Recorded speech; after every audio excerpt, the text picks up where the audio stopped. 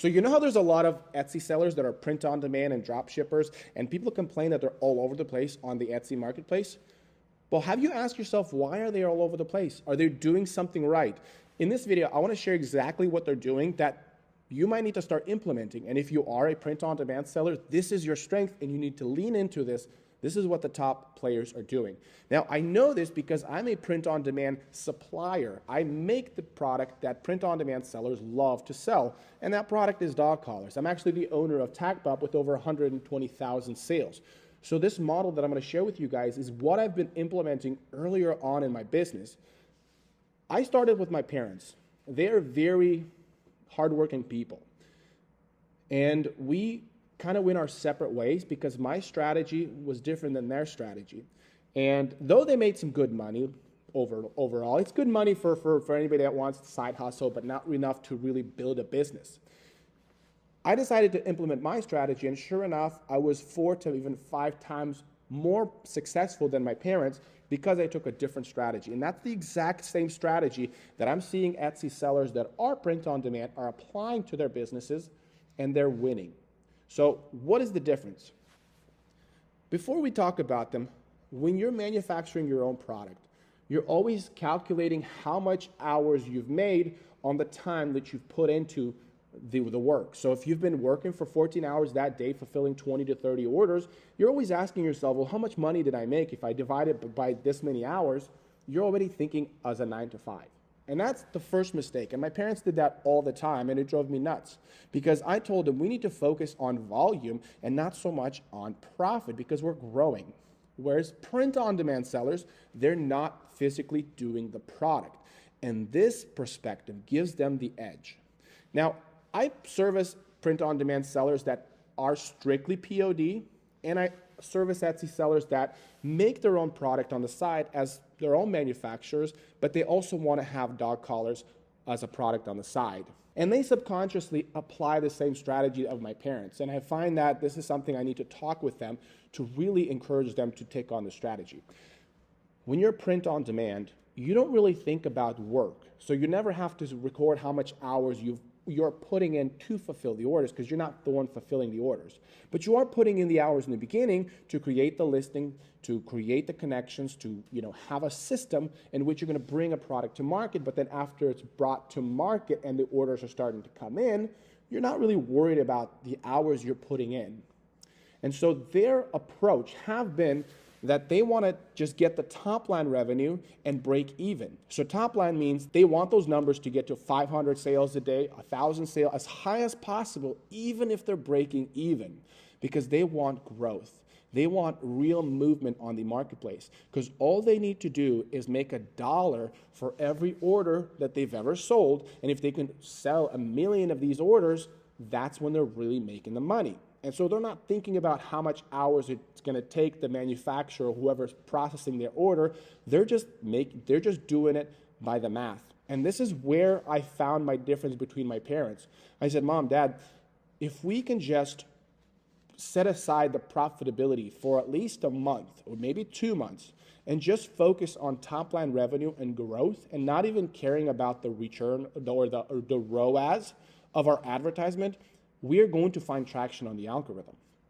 And this is where we parted our ways. I just grew my Etsy shop, just making sure that I break even, and when I'm fulfilling the orders, technically I'm working for free, but I was able to grab the marketplace. I was able to get the customers to buy my product, to engage with my listings, and that not only when they came back to Etsy, they were more likely to buy my product, but the algorithm was more comfortable with my product, with my Etsy shop.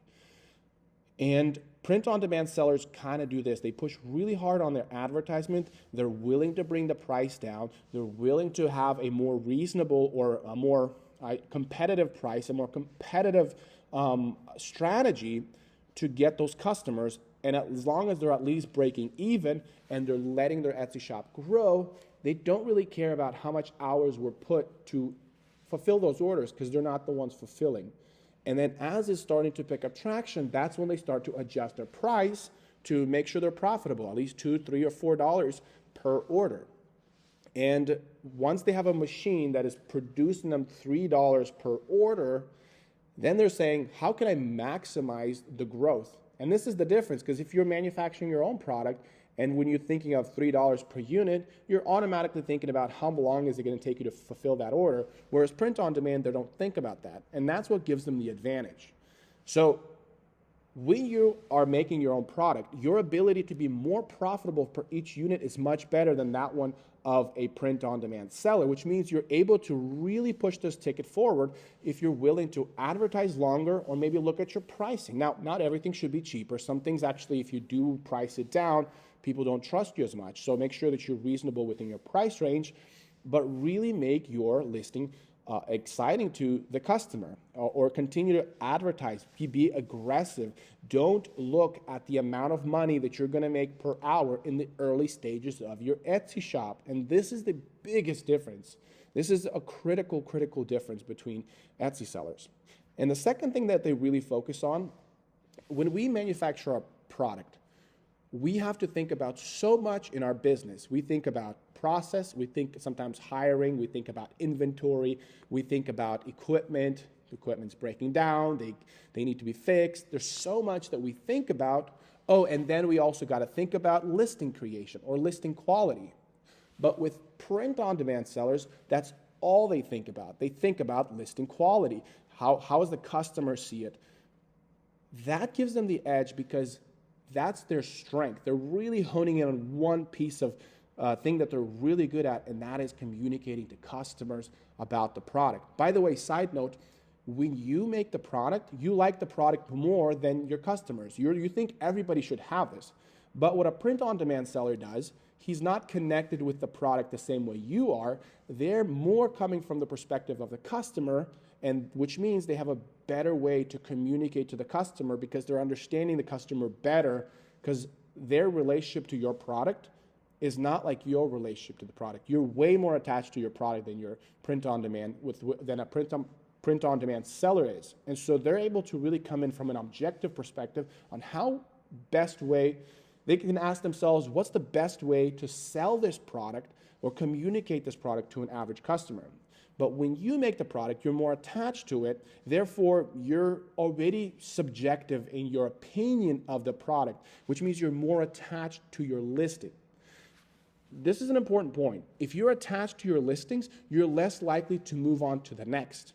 Whereas POD sellers, they're moving from one listing to another listing to find that listing that really breaks through to the algorithm. Now, sure, they don't have the ability to do photography. Now, if you're a POD seller and you're able to order some inventory and then based on that inventory really scale up your listings, and I get that Photoshop is really the only way on some of you guys to do that, but I would really recommend to focus on photo quality if you are a POD seller. But other than that, the strength that they have is that they're not attached to their listing, which means they can really find that edge on the marketplace because they're creating listings at scale. If you're not concerned about profit, and you're able to really move on the marketplace, you really don't care about where you end up, you really don't care about the product as much as the person manufacturing is, you really are mobile on the marketplace. You're moving from keyword to keyword, you're researching more, you're creating more listings, you're finding ways to communicate, and you understand the product better than the person manufacturing it because you're not attached to it. That allows the strategy of the print-on-demand seller to really be found all over Etsy. So when I do consultation, I always like to ask if people have inventory, because if they have inventory, they're more likely to say, hey, I need to sell this stuff. But people that don't have inventory, they're like, I'll do whatever is necessary, and those tend to do better. Now, I don't like to discourage people saying, hey, throw away your inventory. There's actually things you can do with your inventory. You can apply it to different keywords, but really be willing to explore and not be so attached to your product. Hopefully this video was useful. Make sure to subscribe, hit the bell notification for more videos where I talk about how to win on this marketplace called Etsy. Until next time, you guys have a great one.